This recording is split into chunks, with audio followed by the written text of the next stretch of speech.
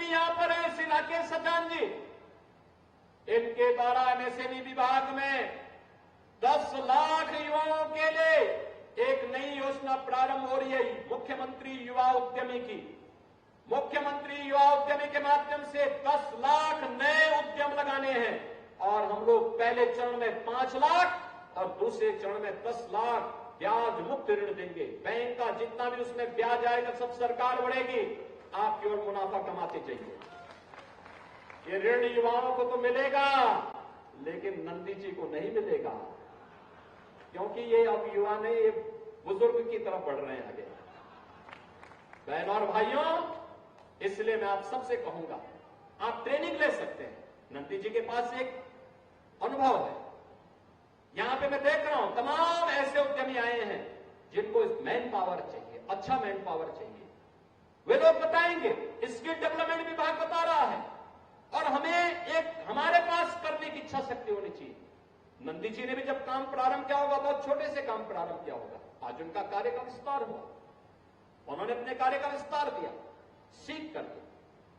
जज्बा होना चाहिए, कार्य करने की एक ललक होनी चाहिए और ये छोटी सी पूंजी बात नहीं, बड़ी पूंजी बनती है। सरकार उसमें सपोर्ट कर दे तो वही बाद में अपना एक नया स्टार्टअप स्थापित कर सकता है, एंटरप्रेन्योर बन सकता है, वही बाद में उद्योगपति बन सकता है, वही फिर किसी एक फील्ड का बादशाह बन सकता है और फिर उसकी टूटी बोलती भी दिखाई देगी। मेहनत से कमाया गया पैसा फलता फूलता भी है, लंबे समय तक पीढ़ियों को यशस्वी बनाता है और सही मार्ग का अनुसरण करते हुए हम कार्यक्रमों को आगे बढ़ाते हैं। और मुझे प्रसन्नता हुई, 15,000 युवा एक साथ यहां पे नौकरी और रोजगार प्राप्त कर रहा है। आज बहनों भाइयों, इससे पहले मैं लखनऊ में 12 विभागों के 1300 नौजवानों को, 1374 नौजवानों को हम वहां पे सरकारी नियुक्ति पत्र देकर के आए हैं और मैं आपको आश्वस्त करने जा रहा हूं, अभी आपने देखा होगा 23, 24, 25, 30 और 31 अगस्त को 60,200 से अधिक पुलिस भर्ती के लिए हम लोगों ने परीक्षा ली है। इसके परिणाम बहुत शीघ्र आने वाले हैं और परिणाम आएंगे। 60,200 से अधिक युवा, उत्तर प्रदेश का युवा केवल उत्तर प्रदेश पुलिस का पार्ट बनने जा रहा है। 60,200 ये बनेंगे और जैसे ये भर्ती पूरी होगी फिर से 40 से लेकर 45,000 नई भर्ती फिर से आ जाएगी।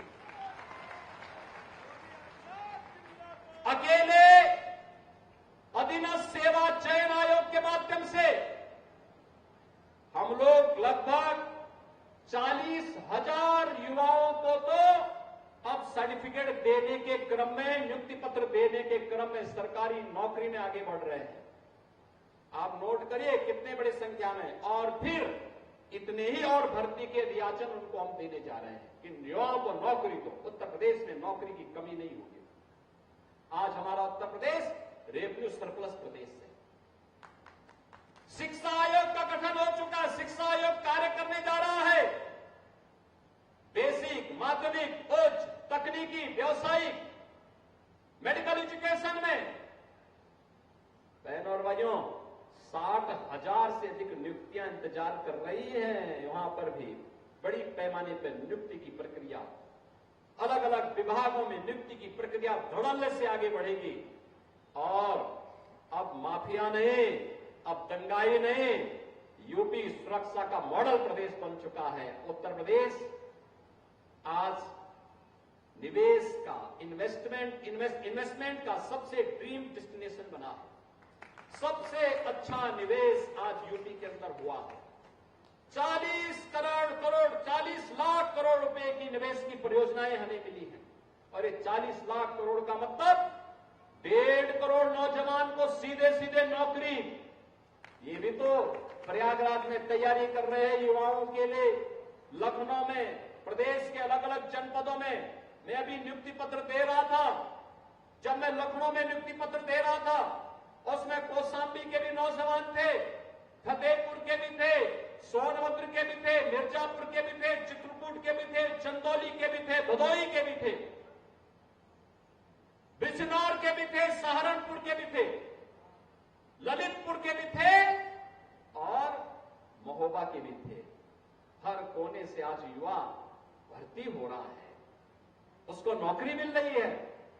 और पहले तो चाचा भतीजे के द्वारा कैसी लूट मचाई जाती थी कि जाकर के वसूली करते थे, एरिया बांट दिए जाते थे, किधर चाचा जाएगा, कहीं कहां भतीजा जाएगा, कहां पर दूसरा भतीजा जाएगा, कहां पर, ये सब महाभारत के रिश्ते एक साथ टूट पड़ते थे। अलग अलग जनपद और कमिश्नरी बांट दी जाती थी, वसूली करते थे और बाद में जब वसूली में कम और ज्यादा होता था तो चाचा को धक्का देकर बाहर कर दिया जाता था। बहन और भाइयों, अब ऐसा नहीं होगा। यूपी में अब कोई वसूली नहीं कर सकता है, यूपी के युवाओं के भविष्य के साथ कोई खिलवाड़ नहीं कर सकता है। आज यूपी रेवेन्यू सरप्लस प्रदेश बन चुका है। जो उत्तर प्रदेश बीमारू राज्य था, आज भारत के विकास का ग्रोथ इंजन बन चुका है।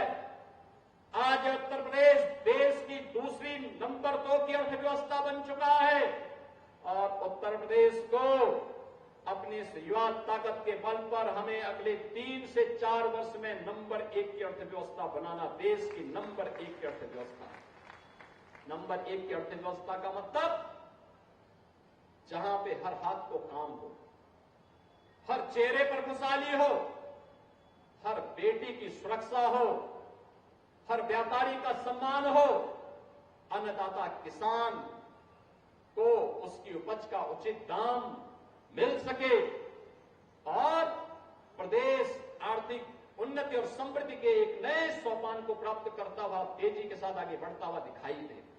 और उस क्रम में आज हम आगे बढ़ चुके हैं। बहनों और भाइयों, मैं आज के इस अवसर पर आप सबसे यही उम्मीद करूंगा, ये विकास की योजनाएं हमारे लिए तभी उपयोगी हो सकती है जब सुरक्षा होगा, जब समृद्धि के नए सोपान की तरफ हम आगे बढ़ेंगे। और याद रखना, कोई ऐसी गलती मत करना जो पुराने समय के उस दुस्वप्न को फिर से आपके सामने उस प्रकार का पहचान का संकट खड़ा करने वाले फिर से आपको धमकी देते हुए, लूट खसोट करते हुए, अराजकता फैलाते हुए दिखाई दे। कतई नहीं, इस प्रकार की स्थिति नहीं आने देनी है। इसी के लिए आज मैं फूलपुर में आया हूं। मैं एक बार फिर से श्री प्रवीण पटेल जी को सांसद बनाने के लिए फूलपुर की जनता का हृदय से मैं धन्यवाद ज्ञापित करता हूं। आप सभी का अभिनंदन करता हूं। नियुक्ति पत्र, लोन, स्मार्टफोन प्राप्त करने वाले युवाओं को बधाई देता हूं और प्रयागराज को इन योजनाओं की और फूलपुर को खासतौर पर इन योजनाओं की हृदय से बधाई देते हुए अपनी शुभकामनाएं देता हूं। धन्यवाद। जय हिंद।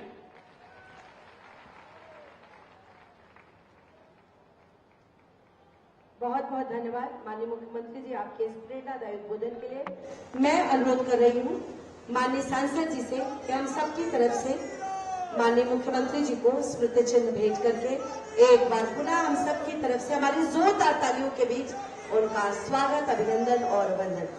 अनुरोध इफ्को के हमारे अधिकारी संजय कुदेशिया जी और शंभू शेखर जी से इफ्को की तरफ से उन्हें ये स्मृति चिन्ह प्रदान करने के लिए अनुरोध।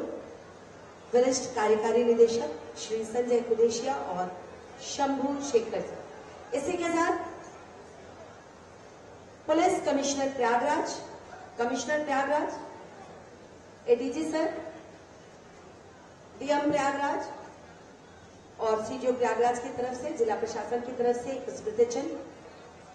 अनवस्त्रन भी हमारे इफ्को के अधिकारी माननीय मुख्यमंत्री जी को उठाकर इफ्को की तरफ से उनका स्वागत और अभिनंदन कर रहे हैं। इसी के बाद